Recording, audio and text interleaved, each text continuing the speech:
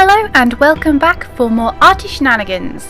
This week I'm playing with my whiteout masking fluid. I've never used that before, I can't speak.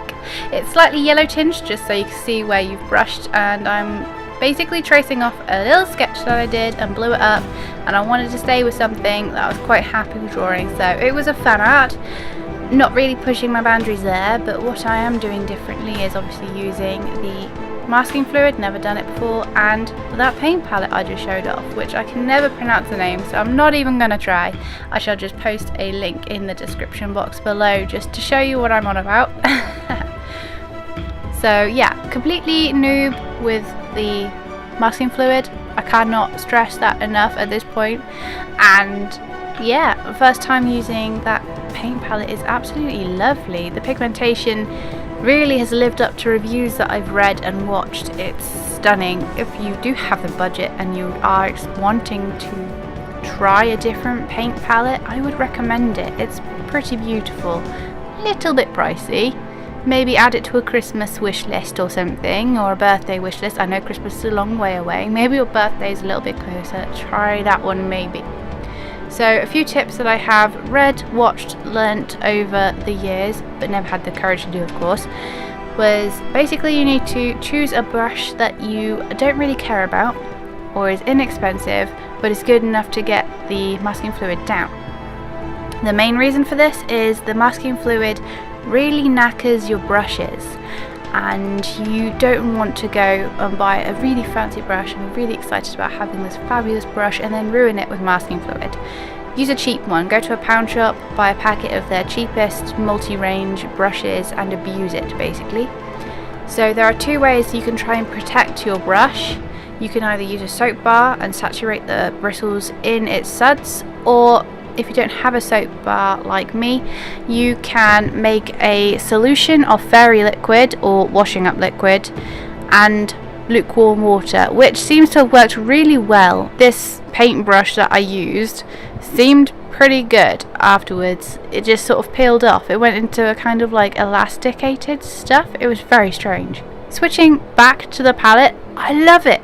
At the end of this painting, I wasn't overly impressed with my background. I've definitely decided I need to change how I do my illustrations basically. I'm not 100% happy with my backgrounds full stop at the moment. It's something I'm trying to learn and progress with. So what I'm doing now is I am only working on main foreground, or I will be working on main foreground characters, either fan arts or originals, and then doing backgrounds separately, so then I can scan them in, clean anything up and put them where they belong, and if I mess up on the background after finishing the character, I don't have to sit there and whimper. It's just a way around messing up. It's like having an undo button but for actual media, if that makes sense. So instead of like working in Photoshop and using a paint tool or something and then going, oh, I don't want that line there, I can just Command Z and it's fine. You can't do that with a pen and paper, so this is my version of trying to get around that. So yeah, I'll leave you guys in peace to enjoy the experimental artwork this week. And if you have any suggestions for any future videos, maybe you have any tips for me and you've been more experienced with this kind of media than I am, please do feel free to leave a comment in the box below. That would be fabulous. Until next time guys, bye!